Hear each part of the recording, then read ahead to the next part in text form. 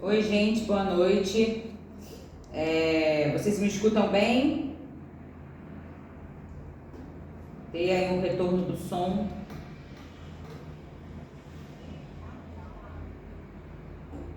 Me escutam bem? Todo mundo escuta bem?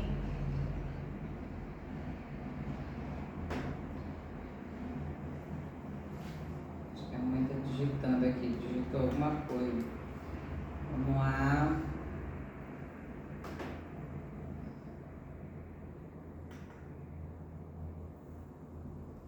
Bem, então tá todo mundo escutando bem, né? O retorno do som aí tá ok. Eu quero dar novamente boa noite para todas vocês. Hoje a gente está no nosso segundo dia de Masterclass, né? Nesse segundo dia a gente vai falar sobre a trajetória das mulheres na diplomacia brasileira. E novamente eu quero agradecer a oportunidade de estar falando sobre esse tema. Agradecer o professor Breno, o Diplo Manaus e a Rafinha, a equipe Diplo Manaus. Muito obrigada por me dar a oportunidade de falar desse tema que, como eu disse ontem, foi o tema da minha monografia, né? Então, gente, deixa eu só olhar aqui que alguém escreveu alguma coisa no chat. O som tá bom, ok, obrigada. Obrigada pelo retorno. Então, gente, só pra gente, agora eu vou fazer o compartilhamento de tela, porque a gente vai voltar lá pro nosso e-book, tá? Eu vou só precisar que vocês me digam que vocês estão vendo a tela que eu estou compartilhando, tá bom? Vamos lá, deixa eu fazer aqui o compartilhamento.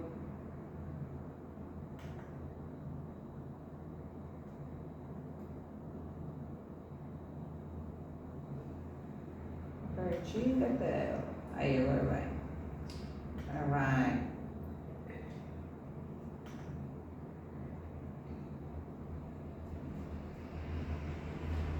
Tá, vocês conseguem ver aqui o que eu estou compartilhando, gente?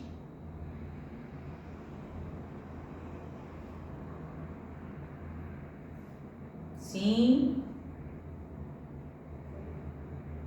Aí, sim. Então, só para a gente recapitular, ontem a gente falou sobre a perspectiva de gênero nas relações internacionais. Então, a gente falou sobre as principais autoras que falam sobre o tema das mulheres na política internacional. Falamos aqui sobre a Tickner,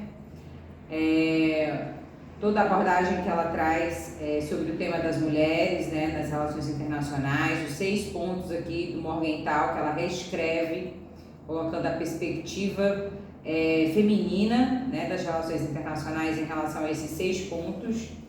Mas Morgenthau, mais uma vez, ele é um dos principais teóricos da teoria realista das relações internacionais. Aí a gente também falou um pouco sobre a Cynthia Lowe, do livro Bananas, Beaches and Bases, né, que é o livro principal dela, onde ela tem ela faz a pergunta principal: onde estão as mulheres, né? Daí a gente viu também outras abordagens de gênero da disciplina acadêmica, né, de relações internacionais.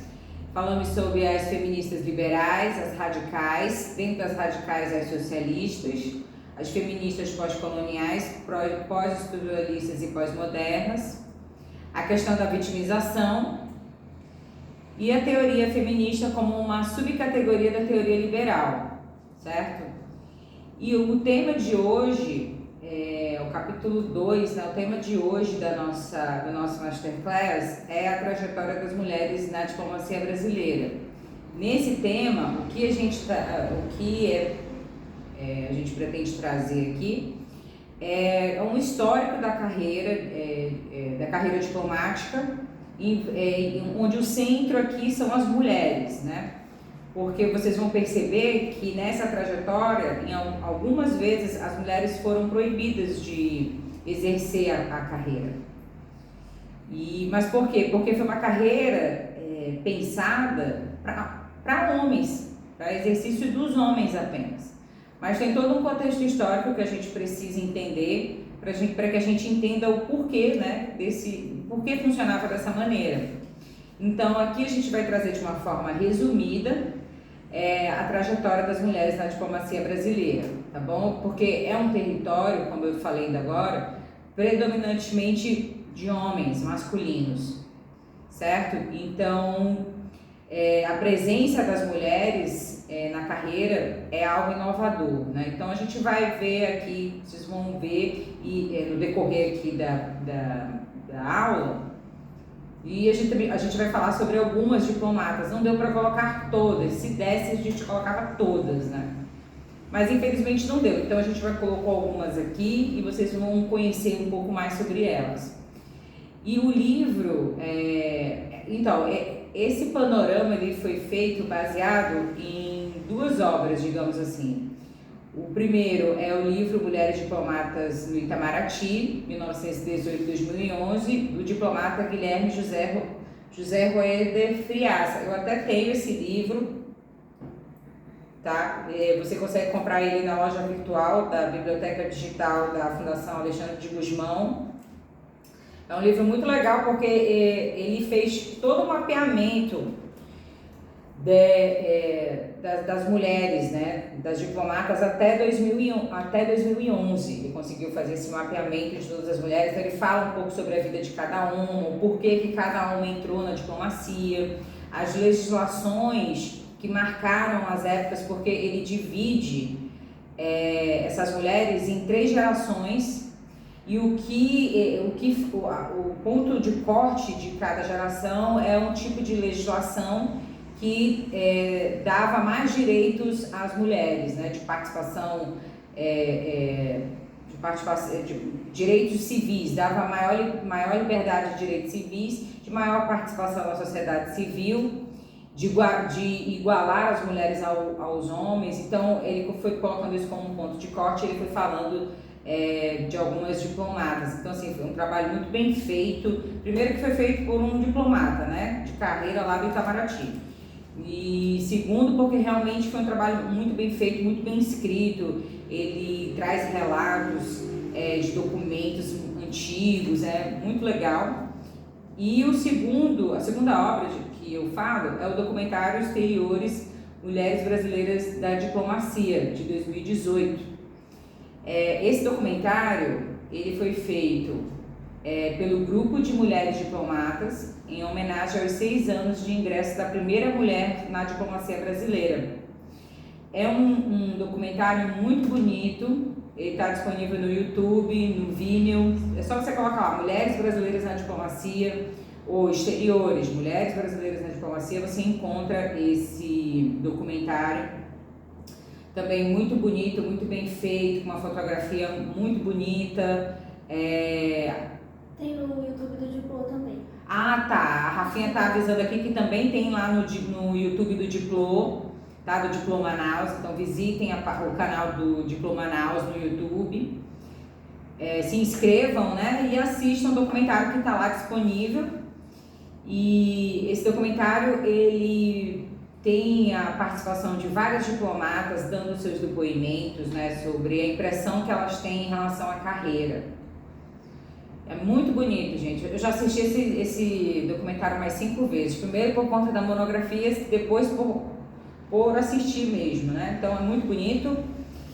E, então assim, o panorama que nós trouxemos aqui, ele é feito baseado nessas 2 obras. O livro do Friaça e o documentário Exteriores, tá?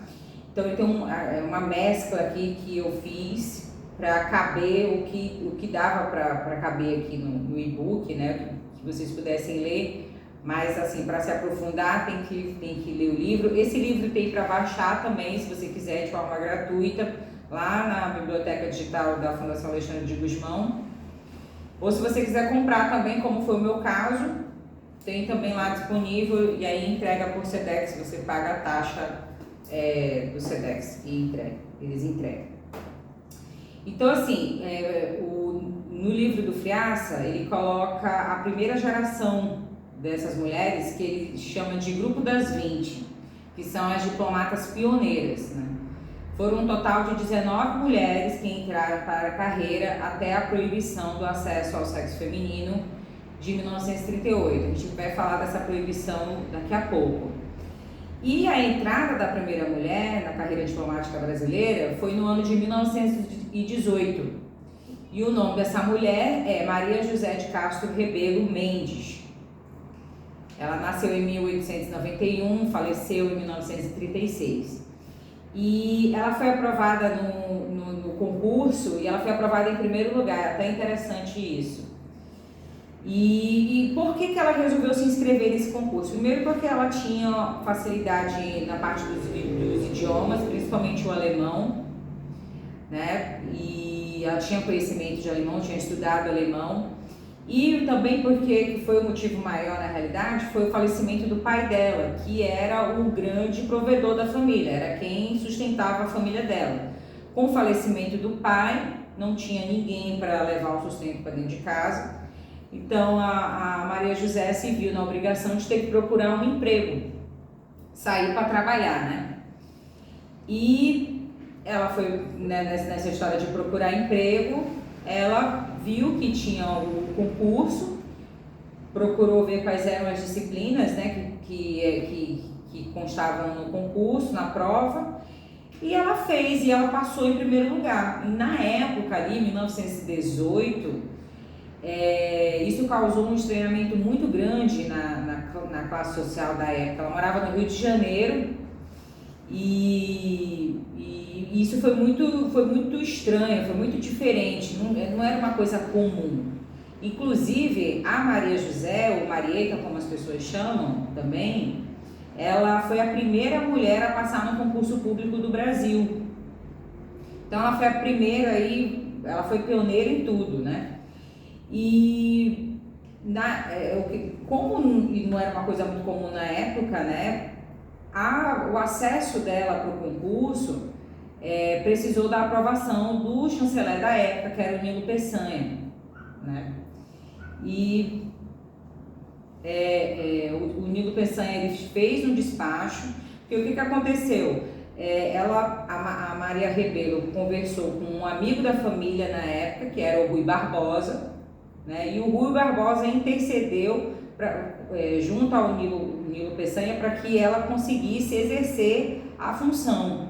E o Nilo Peçanha ele autorizou, né, a entrada dela, mas ele fez tem um texto aqui do despacho que ele fez em 1918, e essa parte eu acho que é muito interessante da gente ler. Inclusive no documentário Exteriores, o documentário já começa com esse despacho, né? Então eu vou ler aqui rapidamente porque é muito interessante. E ele diz o seguinte, ouvido o senhor doutor consultor jurídico deferido, ficando autorizado o senhor doutor secretário-geral a mandar fazer a respectiva inscrição. Não há na Constituição da República nenhum dispositivo que impeça às mulheres o acesso aos cargos públicos. O Código Civil vigente também estabeleceu a mais completa igualdade entre o homem e a mulher, quanto ao gozo e exercício dos direitos privados. Num dos seus artigos prevê que as mulheres possam ocupar funções de administração quando estatue, considera-se sempre autorizada pelo marido a mulher que ocupe o cargo público. Não sei se as mulheres desempenhariam com proveito a diplomacia, onde tantos atributos de discrição e competência são exigidos, mas que não são privilégios do homem. E se a requerente está aparelhada para disputar um lugar nesta Secretaria de Estado, e só as provas do concurso vão dizer, mas o que não posso é restringir ou negar o seu direito. Toda vez que as leis exigentes não restringem nem negam. Se nas monarquias as mulheres podem ser imperatrizes e rainhas, não vejo por que nas repúblicas se lhes fecha o ingresso aos cargos administrativos. Melhor seria, certamente, para o seu prestígio, que continuassem a direção do lar. Tais são os desenganos da vida pública. Mas não há como recusar a sua aspiração, desde que disso careçam e fiquem provadas suas aptidões, né? Então, ela teve que pedir essa autorização para fazer a inscrição no concurso, porque realmente foi algo que totalmente diferente. E esse foi o despacho que o Nilo Peçanha fez. Então, assim, a gente precisa entender a situação da época, né? Como que funcionava naquela época. Não era comum as mulheres pleitearem cargos públicos. Como ele fala, seria mais fácil que ela ficasse no lar e fizesse as atividades do lar, né? Porque a vida pública, ela é uma vida difícil, né? Então, a gente encontra esse cenário, né, na sociedade da época, e a Maria José já quebrando aí paradigmas, né? Já quebrando paradigmas. Só que a gente vai ver daqui a pouco que ela fez isso.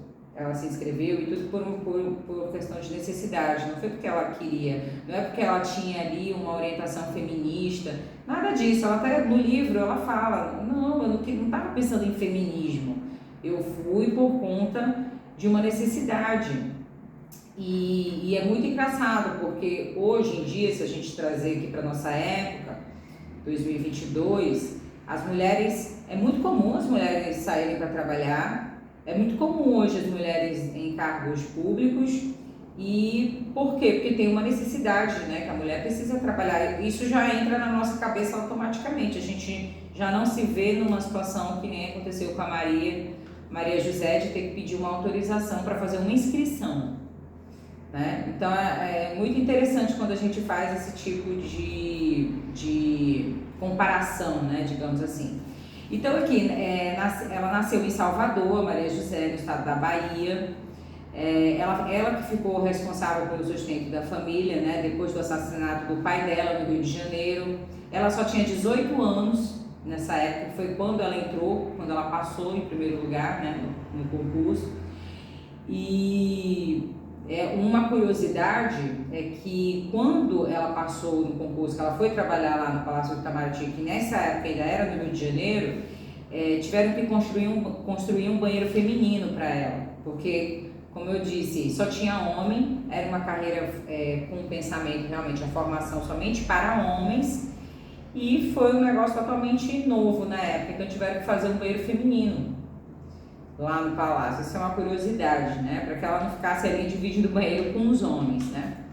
A notícia, a novidade lá na classe, a sociedade ali na época do Rio de Janeiro, foi um burburinho, muito engraçado isso, até muito curioso, porque imagina, ela passou por conta de uma mulher ter passado no concurso público para a diplomacia, e ter toda uma história em cima disso, né? Ter toda uma notícia em cima disso, é até engraçado, né? Para nós, assim, imaginando um pouquinho, é muito inusitado isso, porque é muito estranho, né? Porque hoje em dia não tem tanta essa pressão em cima da mulher nesse sentido, né?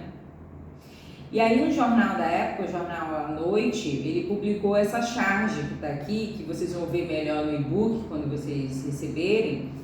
E o título da charge é o seguinte: ao sexo barbado, a propósito da moça do Itamaraty, né? E embaixo do desenho, né, da charge, eles colocaram assim: Eva triunfa, que Adão ponha desde já as barbas de molho. E se a gente consegue ver aqui, ó, quando ele coloca que é o sexo barbado, aí tem um homem aqui que seria o Adão, né, colocando as barbas de molho, porque a mulher, no caso a Eva, né, estava entrando para a carreira, né? Então isso aqui é só uma das coisas, uma das notícias da época. Tem várias no livro. O Friaça relata essas notícias, né? A forma como assediaram a Maria Rebelo. De repente ela virou assim famosa, né? Muito interessante isso. No entanto, a carreira da Maria Rebelo é breve, tá? Ela se casa com um colega, também diplomata, e para acompanhar o marido para o exterior, ele foi exercer a carreira no exterior, né? Ela precisou se licenciar. Isso era uma coisa que era muito comum também, depois ficou muito comum. Quando a mulher casava com um colega diplomata, e ele ia servir no exterior, ela precisava pedir licença, tá? E aí ele teve uma saída seguinte, em 1934, e ela foi obrigada a pedir uma aposentadoria precoce por invalidez, né? Enfim, logo depois, deixa eu ver aqui, 1936, né, ela acaba falecendo. E essa foi um pouco a história da Maria José. Eu gosto de falar Maria José porque são os dois primeiros nomes dela e depois ela troca de nome, né? Ela, por conta do casamento. Ela se casa, ela pega o nome do marido e os dois últimos nomes dela mudam, né? Essa também é outra coisa muito comum, né? E aí a gente tem mais uma outra diplomata, a Zoraima Almeida de Rodrigues, nascida em 1902, faleceu em 1974. Ela nasceu em Teresina, no Piauí. Ela passou para o concurso da carreira diplomática em 1928. A nomeação dela foi em 1929. Em setembro de 1933, ela foi promovida a cônsul de segunda classe, né?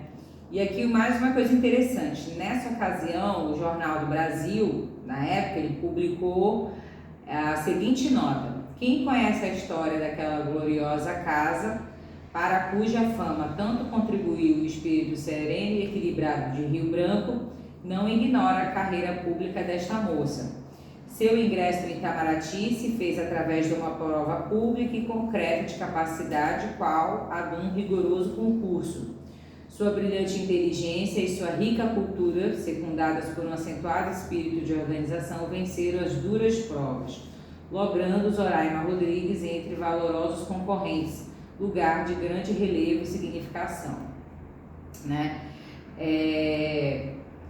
Era também outra coisa interessante, os jornais, eles davam muita importância para quem passava nesses concursos, principalmente da diplomacia.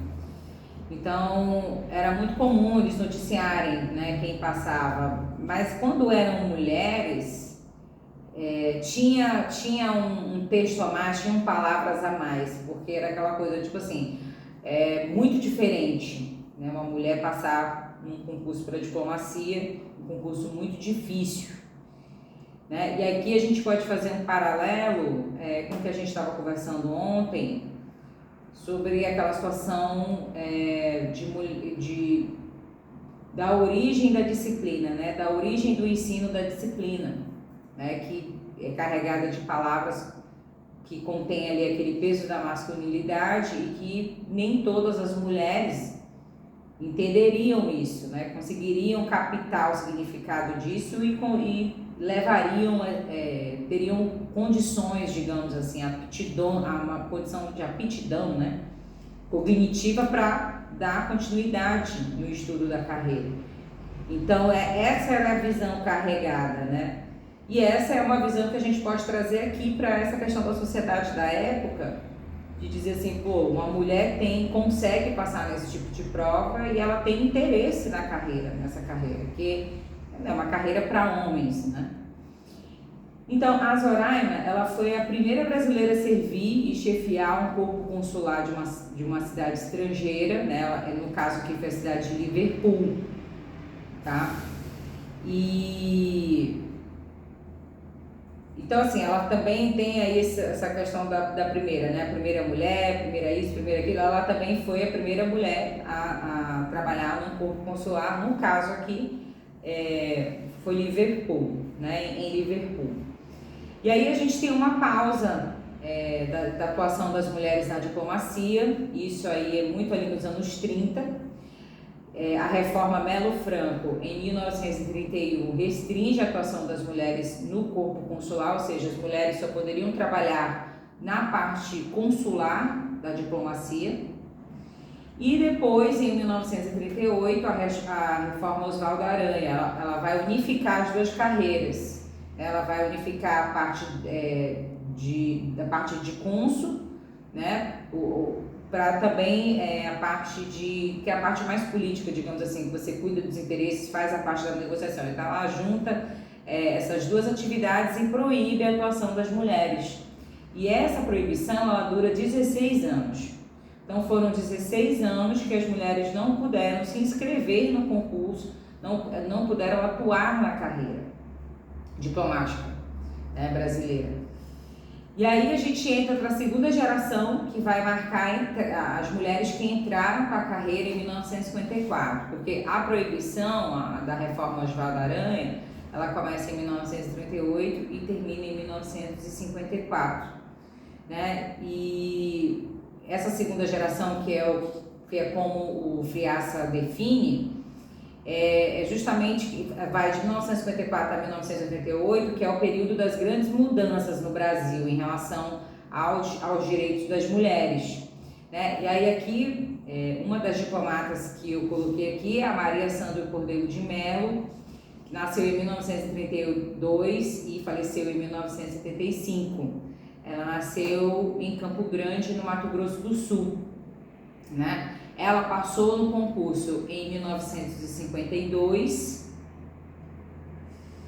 e ela se tornou a primeira aluna do Instituto Rio Branco, porque o Instituto Rio Branco, nessa época, ele foi criado em 1945, que é o seguinte: quando você passava no concurso do CEAC, no caso no concurso da diplomacia, você passava e você já ia atuar na carreira.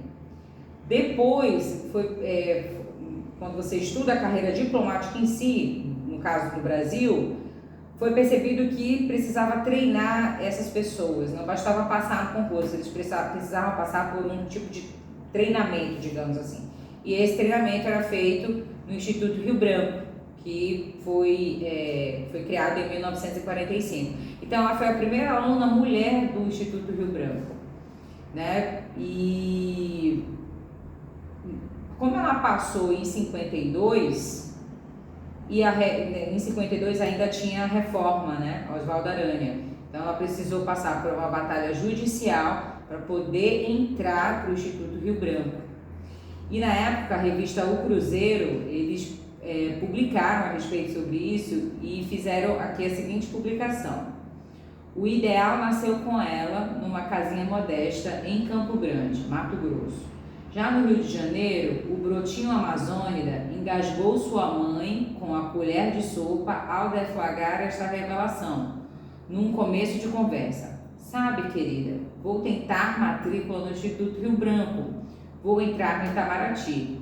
Por quê? Você está maluca? Mas Sandra sorriu e desconversou. Então, isso aqui foi, sei lá, é como se fosse uma sátira que eles estão fazendo, um tipo de piada, né? Que eles estão fazendo na época, né? Quando a Maria Sandra Cordeiro de Mello entrou nessa batalha judicial para entrar para o Itamaraty.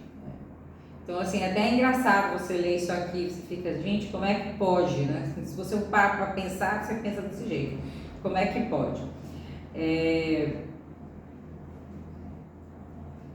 Em 1954, a proibição de ingresso das mulheres no Itamaraty foi revogada, né? A reforma Oswaldo Aranha, ela foi revogada, né? Só que nessa época aí já existia o Instituto Rio Branco, que é o instituto que fazia o treinamento dessas mulheres. E aí aqui eu coloquei a edição de julho dessa revista, que é uma revista chamada Lady, uma revista essa edição aqui é uma edição de 1959. E é muito engraçado a forma como eles colocam aqui, já desde o título, Itamaraty aceita mulheres entre os cisnes. E aqui você consegue ver foto de duas mulheres, né? Então, muito interessante, eu acho muito interessante essa forma de retratar, né, a presença das mulheres na carreira, né? E como a gente estava falando logo no início, e vocês vão ver isso mais depois aí, se vocês se aprofundarem e forem dar uma olhada no documentário, as próprias diplomatas falam que foi uma carreira que, quando ela foi pensada em ser uma carreira para homens. Não tinha aquele pensamento de uma mulher pode entrar para a carreira, não teve nenhum tipo de estudo em relação a isso, até porque a diplomacia era feita por homens, e aquela coisa que eu falo da atitude que ela é natural, ela não é uma coisa pensada assim, né, vamos fazer, ou planejada, vamos fazer de tal forma. Não, é natural, isso já era algo natural.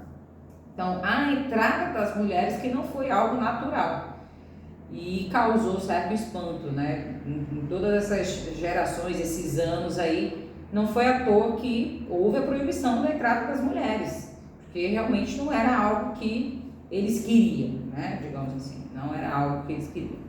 Bem, aí aqui a gente tem, tem mais, já passei muito, deixa eu voltar, desculpa. Aqui a gente tem a Odete, a Dona Odete. No documentário as diplomatas até comentam sobre esse título de dona, porque quando é um diplomata homem não se chama dono, se chama pelo nome ou embaixador, fulano de tal. Mas no caso da Odete, ela era muito conhecida dentro do Itamaraty por Dona Odete. Então, a Odete de Carvalho e Souza nasceu em 1904, faleceu em 1969 e ela foi a primeira embaixadora brasileira. Na verdade, ela foi embaixadora de carreira, ela era diplomata de carreira. E ela foi a primeira embaixadora do Brasil e a primeira embaixadora de carreira do mundo. Ela nasceu no Rio de Janeiro, ela já tinha ali a vivência dentro da diplomacia, porque ela era filha de funcionário do Itamaraty, então ela já conhecia aquele universo, né? Ela entrou para a carreira em 1936, né? Após 20 anos na profissão, em 1956 ela virou ministra de primeira classe, que é o cargo mais alto na carreira diplomática, né? Ministra de primeira classe, ministro de primeira classe, é o ápice da carreira, né? E ela se tornou a primeira embaixadora do Itamaraty e a primeira embaixadora de carreira do mundo. A Odete, aqui tem uma foto dela com o presidente Juscelino Kubitschek, né? Uma foto de 1956. Acho muito bonitinha essa foto dela aqui. E ela era conhecidíssima dentro do Itamaraty, né? Como a Dona Odete. Não era embaixadora Odete, era Dona Odete. Bem, mas aqui embaixo a gente tem essa embaixadora, a Vitória Alicia Cliver. Ela é muito interessante. Ela é uma das diplomatas que fazem depoimento no documentário Exteriores. Ela tem um jeitinho de falar muito engraçado, uma fala rápida. E nasceu em 1944 em Recife, no Pernambuco. Ela é formada em Direito e passou no concurso da diplomacia em 1969, tá? Ela tomou posse em 1971, foi a primeira mulher a ganhar a medalha de ouro do Prêmio Rio Branco, o qual é concedido ao primeiro aluno da turma, né, de formação dos diplomatas. Então, quando a turma que se forma, né, lá no Instituto Rio Branco, geralmente eles premiam os melhores alunos, né? E ela foi a primeira aluna da turma e ela ganhou essa medalha, né, de ouro do Prêmio Rio Branco. A Tereza Maria Machado Quintela nasceu em 1938. Ela também faz parte do documentário Exteriores, com depoimentos. Ela foi a primeira diretora do Instituto Rio Branco, a primeira diretora mulher, né, no caso, do Instituto. Nasceu em 27 de maio de 1938, no Rio de Janeiro. O nome dela era Tereza Maria Mendes Machado e depois vira Tereza Maria Machado Quintela, porque isso era uma coisa muito comum, a mulher mudar de nome, né? Hoje é que você pode fazer a escolha, mas antigamente não tinha essa escolha. Então, ela entrou para a carreira em 59 e em fevereiro de 87 assumiu o cargo de diretora do Instituto Rio Branco, né? A primeira mulher em 42 anos de existência do Instituto. Então, ela foi a primeira mulher a ser diretora do Instituto em 42 anos de existência, né? E depois ela foi promovida a embaixadora e quando ela foi promovida a embaixadora, na época ali ela foi a quarta mulher a chegar ao topo dessa carreira no Brasil, né? Então assim, isso já foi porque assim, ela entrou no Instituto, ela tomou posse em 87, desculpa, em 87 ela assumiu o cargo de diretoria, né? E isso foi 42 anos depois da criação do Instituto. E logo no ano depois ela foi promovida a embaixadora. Então, assim, naquela época ali, até aquele ano, ela tinha sido a quarta mulher a chegar no topo da carreira. Aqui a gente consegue ver nessa foto preta e branca, é ela bem aqui no meio, mais uma outra colega. Na época, né, de estudos lá no Instituto Rio Branco, né? Agora a gente entra para a terceira geração, que o Friaça define no livro dele. Dentro do livro dele, ele coloca como o último grupo, né? A terceira geração, que ele chama também de nova geração, que na definição dele é o último grupo de mulheres da carreira diplomática, que são aquelas que entraram já a partir de 1988 até o presente momento, no caso 2011, né? 2018 foi o ano de publicação dessas mulheres, mas ele coloca 1988 como definidor por conta da Constituição Federal, né? Do artigo 5º da Constituição Federal, que assegura que os homens e as mulheres são iguais em direitos e obrigações, né? Isso já a Constituição Federal de 1988. E aqui eu coloquei a Vera Pedrosa, porque a Vera Pedrosa, além de diplomata, ela era poeta. Se você pesquisar no Google, você encontra alguns poemas da Vera. E ela nasceu em 1936, faleceu em 2021. Nasceu no Rio de Janeiro, em 1936, ela era formada em filosofia, muito interessante isso também, né? Ela é formada em filosofia pela Universidade Federal do Brasil e atuou como jornalista. Ela teve 3 filhos e após o divórcio, ela se viu na necessidade de ter uma carreira mais sólida. E aí ela resolveu se inscrever para o concurso de Itamaraty e passou. Ela começou a cursar no Instituto em 67, tomou posse em 68. E em 1992, ela foi assessora diplomática do presidente Itamar Franco. E em 93 foi promovida a ministra de primeira classe, designada embaixadora em Haia. Ela é considerada pioneira na defesa do meio ambiente no cenário internacional, né? Então, assim, uma embaixadora que, veja só, ela se formou em filosofia, casou, teve filhos e depois de se separar viu ali que estava na hora de ter uma carreira mais sólida, né? Isso também uma história que até é comum, né, entre mulheres, assim. Eu coloquei também aqui a embaixadora Maria Luísa Ribeiro Viotti, nasceu em 1954. Ela foi a primeira embaixadora da ONU. O posto da ONU, ele é um dos principais postos assim, da carreira diplomática. Então, quando você tem uma mulher que está chefiando esse posto, isso é muito significativo, né? E a Maria Luísa, ela nasceu em 27 de março de 54 em Belo Horizonte, Minas Gerais. É formada em economia, iniciou seus estudos no Instituto Rio Branco em 75, tomou posse em 76, sendo a única mulher da sua turma. Em 2006 foi promovida a ministra de primeira classe. Em 2007 foi a primeira mulher a representar o Brasil nas Nações Unidas. É um posto muito importante, né? Para quem é diplomata que vai para esse posto, assim, é muito significante, né? Aqui a gente tem a embaixadora Irene Vidagala, ela é muito famosa na internet, famosa também porque ela fala muito sobre a África, que foi um dos postos onde ela mais trabalhou, foi na África, na região da África. Ela é muito conhecida e ela nasceu em 61 em São Paulo, graduada em Direito pela USP. Em 86 tomou posse na carreira diplomática e em 88 foi lotada na divisão da África 2 e realizou missão na Embaixada do Brasil em Bissau. Em 2014 foi promovida ao cargo de ministra de primeira classe. Ela é referência nas relações do Brasil com países do continente africano.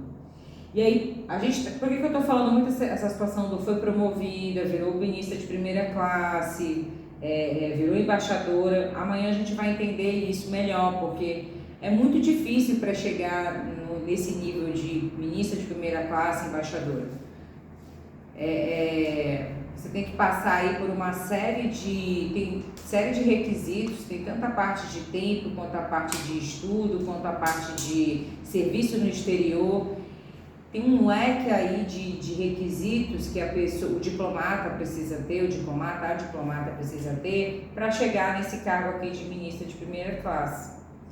E amanhã a gente vai entender melhor como é que isso funciona, tá? Então, por isso assim, que eu tô toda hora falando, foi promovida a ministra de primeira classe, virou embaixadora, porque é muito difícil chegar, é o topo mais alto da carreira e é muito, muito criterioso, né, chegar nesse topo aqui da carreira.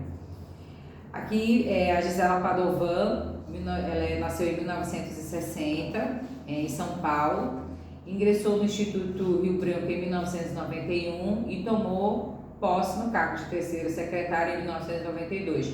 Terceira secretária é o primeiro cargo que a pessoa tem quando ela entra para a diplomacia no Brasil.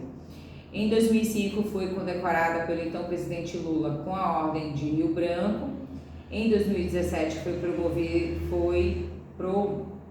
promovida a ministra de primeira classe, o grau mais elevado da carreira, né? Entre os anos de 2018 e 2019 foi diretora do Instituto Rio Branco. Hoje atua como cônsul-geral do Brasil em Madrid. Ela está sempre dando entrevistas também, assim. Quem se pesquisar no YouTube, no Google, ela está sempre por lá falando alguma coisa. Também é meio famosa a Gisela Padovan, né? Quem acompanha a carreira diplomática conhece a embaixadora Gisela Padovan.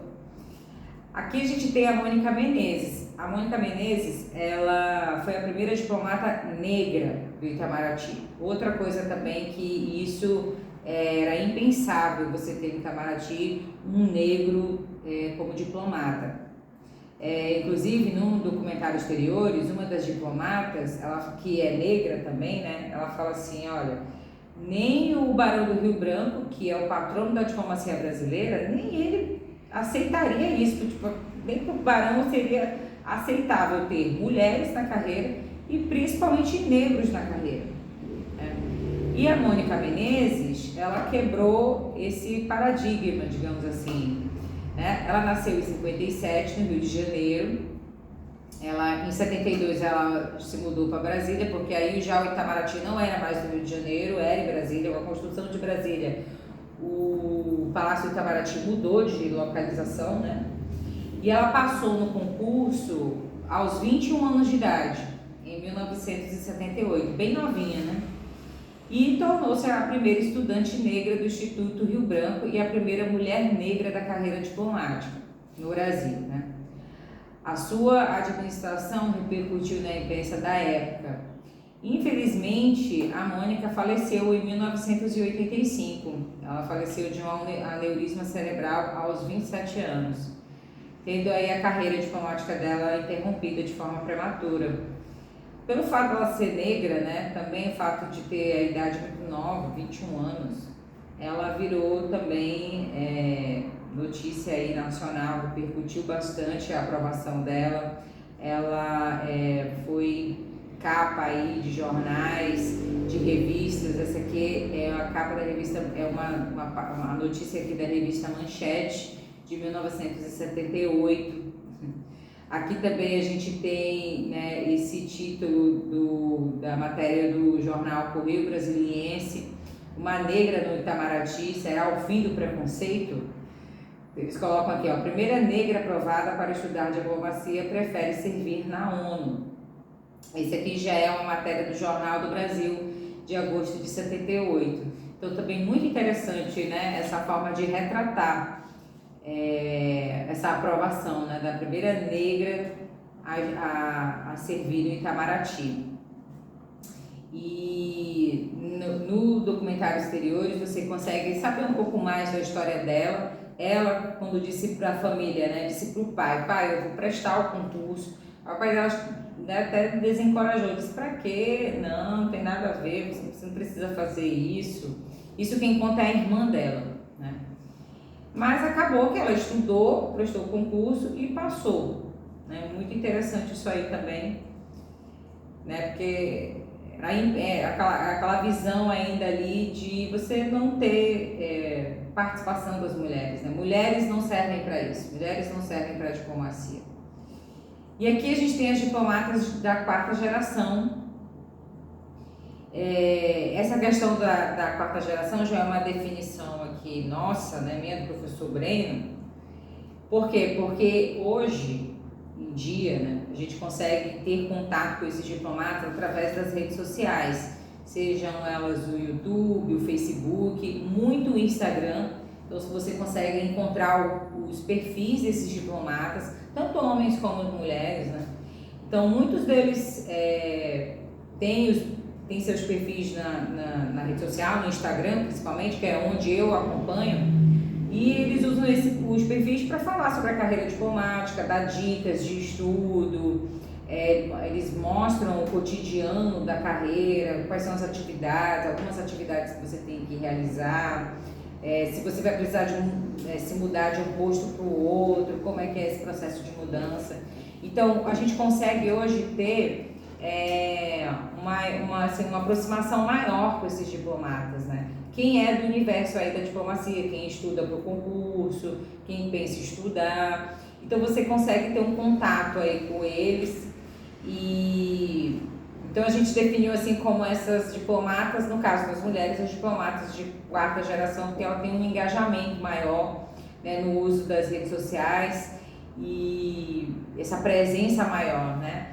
Mas, assim, vale falar que ambos, tanto os diplomatas homens como as diplomatas mulheres, eles participam bastante. E aí aqui eu coloquei a Laura Della Mônica, eu escolhi porque eu acho que é uma das diplomatas, assim, mais jovens que tem, e ela tem, assim, ela sempre está aparecendo nas redes sociais, ela está sempre postando alguma coisa. E eu falo que ela, assim, eu coloquei, eu gosto muito dela, é uma dessas diplomatas jovens aí, ela não tem nem 40 anos, né? E eu acho o jeito muito parecido, assim, com a mulher jovem de hoje em dia, mulher jovem, mulher solteira, né, que não tem filhos, não é casada nem nada, que trabalha e tem seu trabalho. Então eu acho a rotina dela muito parecida com a rotina das mulheres jovens de hoje em dia. Então eu gosto muito dela. Ela nasceu em Belo Horizonte, em Minas Gerais, se formou em Direito pela Universidade Federal de Minas Gerais, é mestre em Relações Internacionais pela Universidade de Brasília. Inclusive, a dissertação dela é sobre as mulheres. Eu utilizei algumas informações da dissertação dela na minha monografia. Também vale a pena, você encontra a dissertação dela na internet aí, só dá o Google. E ela passou em primeiro lugar no concurso da carreira diplomática em 2012. Ela tinha tentado uma primeira vez, não passou, e aí ela tentou pela segunda vez e passou em primeiro lugar. O que é interessante também da Laura é porque é o seguinte, ela é de uma família de advogados, então ela não tinha contato assim com a diplomacia, mas ela já era de uma família que vinha de uma família de advogados que tinha uma carreira consolidada, né, em Belo Horizonte. E como foi que ela fez para escolher a diplomacia? Ela tinha participado de uma simulação da ONU na escola.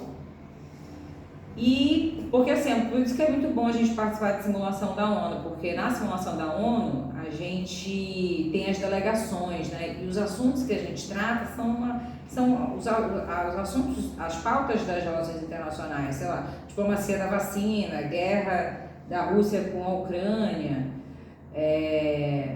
invasão na Palestina, guerra da Palestina, enfim. Então são vários assuntos aí da pauta internacional, e aí a gente tem as delegações, né? Cada país vai dar o seu parecer, e essas delegações são formadas por diplomatas. E foi numa simulação dessa que ela participou que ela ficou sabendo da carreira. A família dela, ela chegou a visitar Brasília, chegou aí no Itamaraty para saber um pouquinho mais. E aí ela se mudou na época, saiu de Minas Gerais e foi para Brasília para estudar, porque isso era outra coisa também. Não existia os cursinhos online como existem hoje, né? Os cursos eram muito centrados ali na região de Brasília. Uma outra coisa que é interessante da gente falar é que geralmente as pessoas que passam para esse concurso são dessa região, Brasília, Belo Horizonte, São Paulo, Rio de Janeiro, Mato Grosso. Geralmente é um pessoal ali do centro-oeste, sudeste, né? Que são muito ligados, né, nesse tipo de carreira e que geralmente passam. Existem aí os estudos, né, que dizem quais são as maiores regiões, de onde vêm essas pessoas, as maiores regiões de origem dessas pessoas, né. E a Laura Della Mônica é de Minas Gerais. E o primeiro posto dela foi na Missão do Brasil junto à ONU em Nova York. E foi aí que eu comecei a acompanhar a Laura, ela mostrando a rotina dela de trabalho lá na ONU, as reuniões que tinham, as negociações que precisavam ter, porque assim, quando a gente pensa na ONU, a gente pensa assim, a ONU não faz nada, né? Tudo bem, né? Dependendo aí do que é o fazer, realmente não faz nada, mas existem as negociações sobre várias ações que a ONU realiza, atividades que a ONU tem aí pelo mundo, e os países ficam ali negociando, e o Brasil tem ali a sua missão, como eu disse, é um dos principais postos dentro aí da carreira diplomática. Então ela mostrava como é que era essa rotina. Às vezes eles saíam das negociações 2, 3 horas da manhã, que eram horas de negociação, né? E aí precisava fechar um documento oficial da negociação, e eles ficavam lá até tarde, e ela mostrava esse tipo de trabalho muito interessante. Hoje ela está na Embaixada do Brasil em Bogotá, na Colômbia, né? E ela tem o perfil dela no Instagram, onde ela posta a rotina dela da vida diplomática. E aqui também eu coloquei a Cláudia Assaf. A Cláudia Assaf é uma das mais famosas na internet. Eu acho que também ela é uma das pioneiras quando a gente fala assim de engajamento na rede social, você ouvir falar sobre a carreira diplomática. A Cláudia Assaf, ela é uma das primeironas assim, de ter página no Facebook, de ter canal no YouTube. Agora também ela tem as redes sociais, ela tem os perfis dela no Instagram. E eu comento também que a Cláudia Assaf, ela é muito gente como a gente, assim, porque ela veio de uma família que não tem nada a ver com diplomacia. Aquela família bem classe média mesmo ali, que trabalha, vai para casa, cuida do lar, da família e tudo. Então ela veio de uma família bem normalzona, assim. E ela foi muito curiosa a forma como ela ficou sabendo da diplomacia. Ela é carioca, nasceu no Rio de Janeiro em 71. Ela se formou, a primeira faculdade dela é matemática, outra coisa que é muito curiosa da Cláudia Assaf, ela se formou em matemática. Ela trabalhou na área de informática, se eu não me engano foi a IBM, e ela trabalhou na aviação como aeromoça. Por quê? A Cláudia, ela é de família de Síria, a família dela é de origem da Síria, né? São sírios. E ela fala árabe muito bem, inclusive ela morou na Síria, né? E numa época em que se dava para morar na Síria, né? E ela estudou o idioma, por ser descendente, tinha aí um tipo de intercâmbio, né, para descendentes. E ela também, como ela trabalhou na aviação, ela trabalhou como aeromoça ali em países árabes. Então ela trabalhou muito ali nessa região, ela tem uma experiência muito forte ali entre os países árabes. E numa dessas viagens dela, né, num desses países, ela foi visitar a embaixada brasileira e conversou com um embaixador, se eu não me engano, que estava lá no dia, e ela ficou super empolgada. Oi, tudo bem? Como é que eu faço para fazer isso aí que o senhor faz? Eu queria servir o meu país. Ela tem esse sentimento muito patriota. Isso é outra coisa interessante quando você analisa essas diplomatas, é o sentimento de patriotismo, assim, de servir o país, né, de servir os interesses do país lá fora. Então ela conversando com o embaixador, eu quero fazer, como é que eu faço para ser isso aí que o senhor é? Aí o embaixador olhou para ela assim, meio, né? Olha, você tem que estudar, tem esse concurso aqui, tem que fazer esse concurso. Ela, tem que fazer esse concurso, achando que era a coisa mais simples do mundo. Sim, tem que fazer esse concurso, é muito muito difícil, tem que estudar. Ele chegou a entregar para ela o edital do concurso, ela toda animada, saiu. Isso ela conta no livro dela, porque ela publicou um livro que é muito famoso aí também, quem acompanha a diplomacia e as diplomatas conhecem bastante esse livro dela, que é o Diário de Bordo, um voo com destino à carreira diplomática de 2013. E ela conta essa história no livro dela. Aí tudo bem, ela saiu lá da embaixada, ok, foi ver quando é que era a prova e prestou o concurso, assim como se fosse, né, fazer uma prova qualquer. E ela tomou, obviamente, porrada já na primeira tentativa dela, porque não aí foi que ela disse, aí que eu fui entender a cara do diplomata, do embaixador, quando ele disse, olha, tem que estudar, né?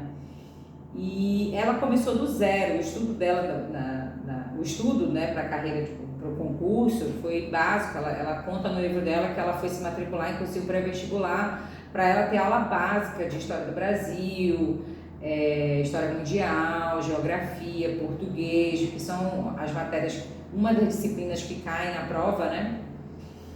Porque ela estava zerada disso, ela já fazia anos que ela não morava no Brasil, ela tinha recém voltado, né? Porque ela resolveu largar a carreira dela como aeromoça, voltar para o Brasil para estudar para o concurso, né? E até ela passar, ela foi reprovada 3 vezes. No livro ela conta a rotina dela de estudo. No meio disso tudo, no meio do estudo frenético dela, ela foi fazer uma graduação em Relações Internacionais, porque tem disciplinas que são complexas, que a gente estuda nas Relações Internacionais, mas óbvio que isso não é algo que garante a tua aprovação no concurso. Mas ela foi fazer a graduação para dar uma ajuda, né, no entendimento de disciplinas como economia, política internacional, direito. E depois de 3 vezes ela finalmente passou no concurso. Ela tinha na época, acho que 35 anos quando ela passou. Isso era outra coisa que ela falava também, que ela comenta no livro, a idade, a questão da idade, né? Porque ela passou já com 35 anos, então ela ia ter que, tipo assim, o processo de promoção também para ela na carreira diplomática já seria um pouco mais longo. Hoje, se eu não me engano, porque até um tempo atrás ela era segunda secretária, né? Mas hoje, se eu não me engano, ela já está como segunda ministra, ministra de segunda classe, né? Porque tem um ministro de primeira classe que é o topo, ela está como segundo, se eu não me engano. Mas toda essa trajetória dela, ela conta no livro que ela escreveu, que é o Diário de Bordo, um voo com destino à carreira diplomática de 2013. E é muito interessante, por isso que eu falo que ela é gente como a gente, porque ela veio de uma família que não tinha nada a ver com a diplomacia, que não tem assim, muita noção de como funciona a carreira, né? E ela começou do zero, os estudos também, ela começou do zero, do básico do básico. E a forma dela de falar, de escrever é muito bonita e tal, enfim, é uma forma de você se inspirar, né? A Cláudia Saff, ela atuou em missões do Brasil na ONU, em Nova York, e em embaixadas do Brasil em países árabes, né, do Oriente Médio, como a Arábia Saudita, o Bahrein, Catar, Kuwait, e atualmente hoje ela está em Omã. E ela também tem o perfil dela ativo no Instagram, você consegue ver ela filmando, fazendo vídeos, né, lá. Eu acompanho ela já tem muito tempo, eu lembro quando ela estava no Kuwait, e ela fazia os vídeos dela, e você vê um pouco de como que é o país, quem gosta, né, também desse tipo de conhecimento, você entender, porque o Kuwait, quando a gente pensa Kuwait, país árabe, a gente pensa em guerra, né, mas assim, mostrando o país um país super organizado, né, e hoje que ela está em Omã, né, e também assim, um lugar muito bonito, você vê assim, que ela está servindo um lugar muito bonito e é muito interessante, né, essa passagem dela por lá. Geralmente é para onde ela fica, por quê? Porque ela tem um árabe fluente. Inclusive ela é professora de árabe, ela tem um Instagram em que ela fala só de árabe, ela dá aulas de árabe. Inclusive ela está fazendo aí a divulgação das aulas dela de árabe para a Copa, quem for aí para a Copa do Mundo, né, para falar, pelo menos pedir um café, né? E ela também tem o Clube do Livro, Cláudia Saff, em que ela lê os clássicos da literatura, que são clássicos que também fazem parte aí da literatura que cai no CACD. Ela é muito engajada nessa parte de ajudar as pessoas nos estudos do concurso, porque ela veio do zero também, como acontece com muitos que vão estudar, né? E ela até comenta, o estudo dela era tão pesado, né? E o preparo dela era tão pesado para o concurso, que ela acabou passando em outros concursos. Antes de ela passar para o concurso, dela realmente passar, né, para o CACD, no concurso da diplomacia, ela passou num outro concurso lá em Brasília. Então ela foi morar em Brasília ainda. E ficou trabalhando, né, nesse órgão, que ela não comenta, ela não fala qual é. E logo depois ela passou no concurso da diplomacia, né? E quando ela passou, ela estava grávida, ainda tinha isso. Ela estava grávida, né? E essa questão da mulher, né, dentro dessa carreira, também é uma outra questão, a gravidez. Muitas vezes a mulher tem que fazer um certo tipo de opção, né? Ter filho, não ter filho, tudo.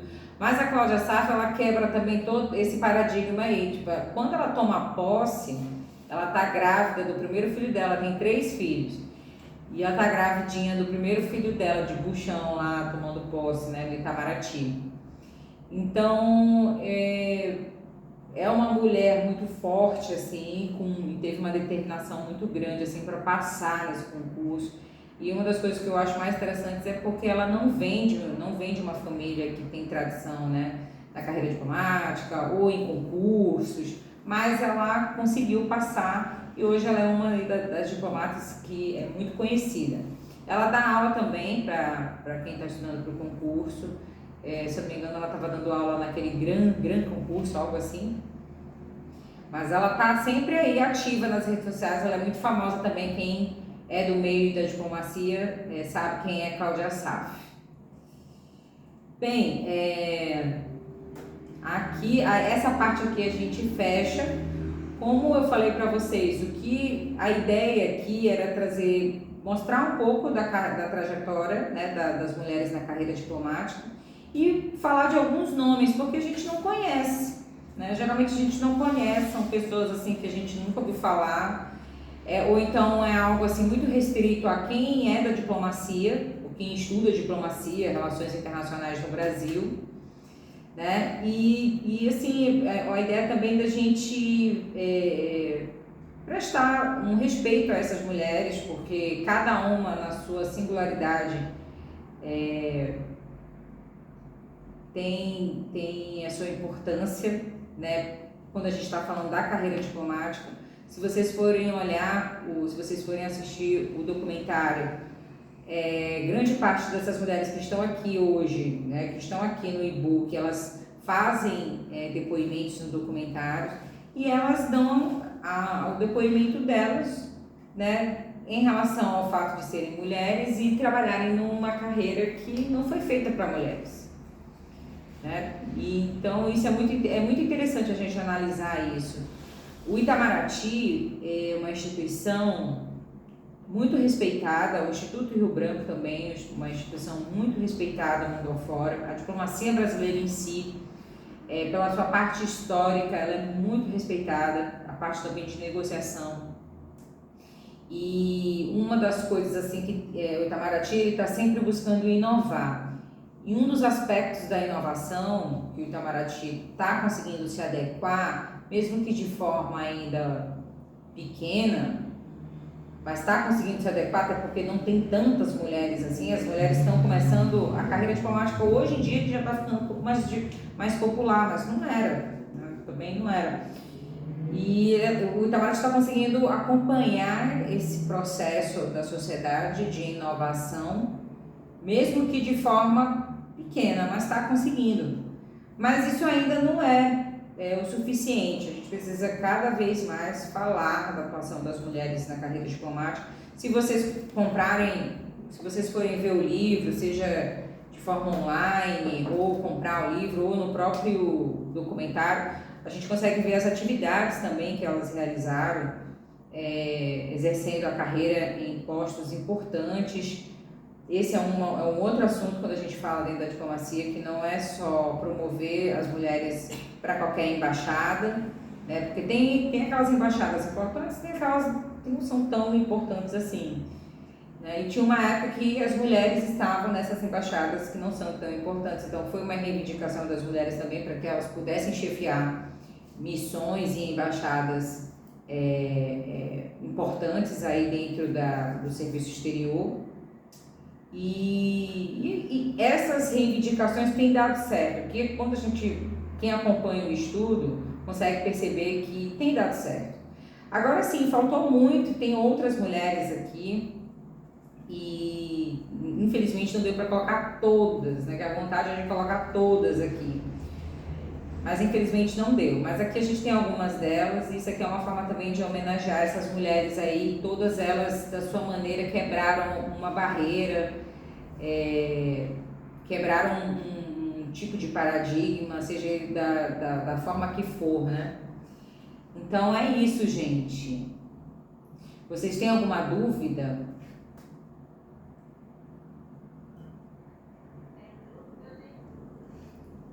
Dúvida, comentários, perguntas, podem falar. Tô ouvindo.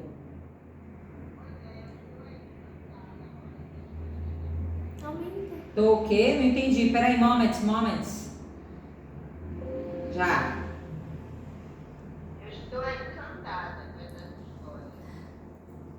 Eu estou encantada. Você falou realmente essas mulheres precisam ser homenageadas, precisam ser divulgadas, né? Elas quebraram realmente pela competência, né? Acima de tudo pela competência. Eu achei linda a história de todas elas, principalmente daquela lá, pioneiras, né? Da Maria José, né?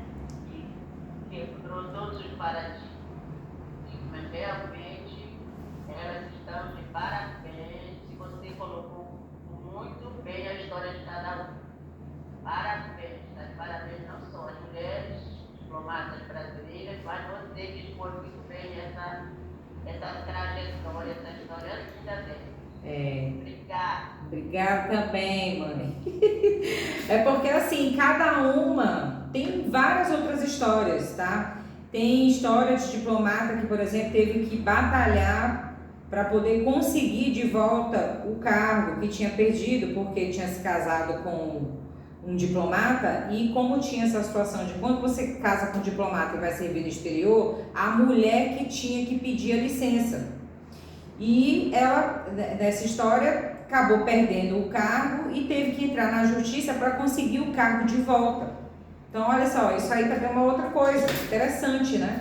Que pra gente hoje é algo incomum. Quantas vezes eu escuto, muitas histórias eu escutei, né? Tipo, você tinha que pedir permissão do marido para fazer determinada coisa. O dinheiro que você recebia, você tinha que entregar para o marido. Esse tipo de coisa que hoje é totalmente estranho para... né? Para nós é totalmente estranho. Hoje em dia a gente não precisa estar pedindo permissão para o marido, né? Para nada. Mas assim, eu estou falando da questão da lei, da legislação, que a legislação colocava para a mulher, né? Então, quando você... Tá travando? Vê se não é a sua internet.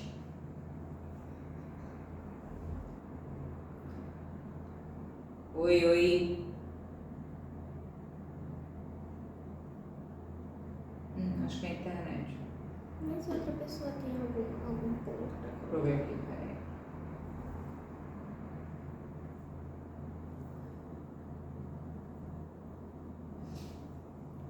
Então, quando você pensa nessas coisas, nossa, isso acontecia, né? Isso acontecia, meu Deus, como é que pode um negócio desse? Isso acontecia, era muito comum. E então tem muita história de mulher que realmente tem que batalhar para continuar na carreira, porque é uma carreira que não foi pensada para a atuação das mulheres. Como a gente viu o Nilo Peçanha falando lá no início, bom seria, né, que ela ficasse aí com as atividades do lar, do que querer ir para a vida pública, que é uma vida assim que é difícil, né? Quem trabalha, não só o cargo público, mas quem trabalha, né? A gente sabe que quando a gente está aí no meio profissional da vida não é fácil. De repente, e aí no caso aí da carreira diplomática, que é uma carreira política, que a gente tem que estar fazendo negociações, defender o interesse do país e tudo, ele fala que, né, são os desenganos da vida pública, né, e que como se fosse assim, uma coisa que mulher não conseguiria aguentar, não conseguiria falar sobre isso, não conseguiria entender isso, né, e na realidade hoje a gente já entende que não é bem assim. Mas esse era o pensamento da época, isso que é muito interessante. Então, aí eu volto a falar sobre o olhar científico, né? Que não é aquele olhar julgador, inquisidor da época, né? Tipo, você olhar e dizer, tá vendo como esses homens eram um bando de FDP, ou sei lá o quê. Não é isso, é porque era a situação da época, né? Era assim que a sociedade funcionava na época.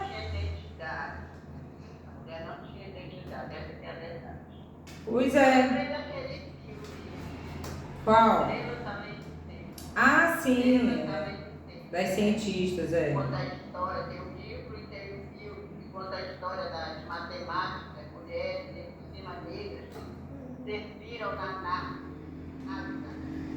Uma história que ficou durante muito tempo. Né? E mostra no filme a questão até dos banheiros, né? Que a primeira que chega lá não tem nem banheiro para ela usar, não tem banheiro para homens. Igual a nossa, foi a Maria José. A Maria José. A Marieta, Já nem banheiro para Maria José, tal qual era a questão da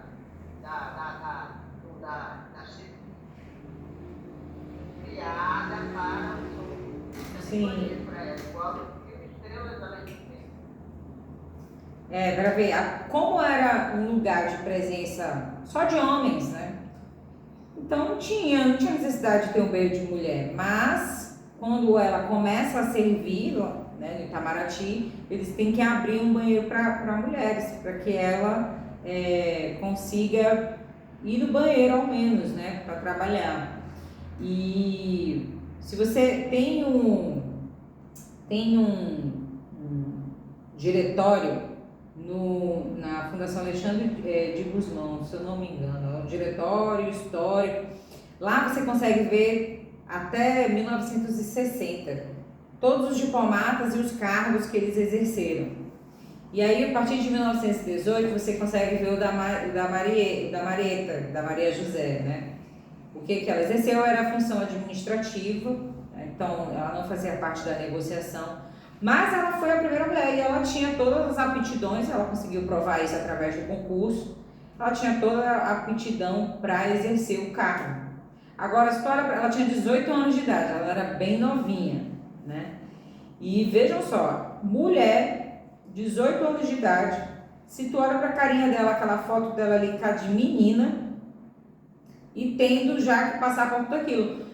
Mas é importante a gente falar que não foi como um pensamento feminista. Já existia um movimento feminista na época, né? Mas ela não teve intenção nenhuma. Ela fala, eu só quero trabalhar. Se eu pudesse ficar em casa, mas eu preciso trabalhar. Foi praticamente isso. Não foi intencional, né? Eu vou lá, eu vou passar porque eu sou mulher e tal. Não foi. Só que ela foi uma pioneira e essa história dela de passar nesse concurso abriu o caminho para todas as outras, porque senão, obviamente, provavelmente iria existir uma primeira, mas a primeira foi ela, e ela abriu, né, esse caminho para as outras que vieram, né? Então, se hoje existem as diplomatas que existem hoje, essas mulheres todas que estão aí exercendo, né, na carreira e tudo, de forma brilhante, é porque existiu a Maria José lá no início, em 1918, que entrou realmente de forma despretensiosa. É porque ela precisava trabalhar, porque não tinha o pai que sustentava, e só era ela e a mãe, e alguém tinha que levar o sustento para dentro de casa. Então foi a forma que ela encontrou, foi fazendo o concurso, ia ser uma coisa mais segura, né? Então foi a maneira dela. mas ela se casa com um colega diplomata que vai servir no exterior e logo ela tem que pedir a licença da carreira. Isso é uma coisa muito interessante. Tinha um outro ponto no documentário, eles falam sobre a questão do salário. Né? Quando tem 2 diplomatas que são casados que vão servir no exterior, um salário tem que ser menor do que o outro, não pode ser igual. E geralmente era o salário da mulher que tinha que ser menor. E então isso também é muito interessante, ou seja, sempre caindo para a mulher, né? Sempre a mulher tendo que abrir mão. E por quê, né? Por quê? Então, por quê? Porque tinha que ser a mulher, porque a mulher tem que ficar em casa, a mulher que cuida dos filhos, a mulher que faz, a mulher que faz aquilo. O homem geralmente não tem muito esse papel, né? Então, e elas comentam sobre isso no documentário, os exteriores, né? E isso aí foi uma outra batalha que elas tiveram que realmente ganhar para não ter mais. Isso aí parece que já está revogado aí dentro da carreira. Não tem mais esse negócio, né? De um ter que receber menos que o outro, enfim. Mas são só algumas, tem muitas histórias muito bonitas aí das diplomatas, cada uma com a sua forma, né, cada uma, é muito engraçado, porque cada uma parece que tem uma situação aí que é presa, não sei, e aí elas estão sempre ultrapassando barreiras, desafios, né? É muito interessante. Mais alguém, gente?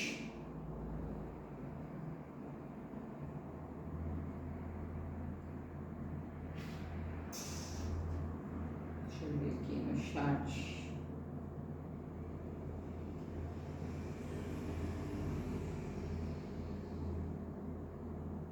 Chat não tem nada.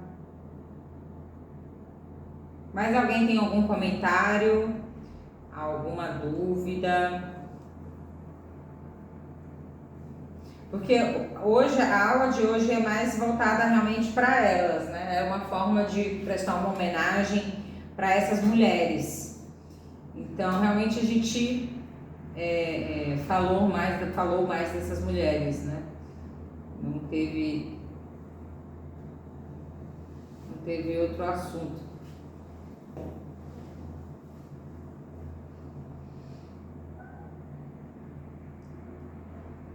Bem, então eu acho que a gente pode fechar o Masterclass de hoje. Tá bom, gente? Se não tem mais comentários, não tem outras dúvidas, acho que a gente pode fechar esse Masterclass de hoje. Amanhã a gente vai falar da promoção das diplomatas brasileiras, como que funciona essa questão da promoção, por que é importante a gente falar disso.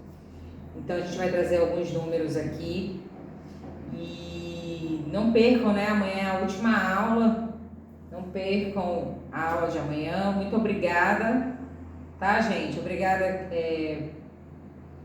pela presença. E é isso, gente. Eu vou fechar já aqui, tá? Boa noite. Boa noite. Boa noite para quem é da noite. Obrigada.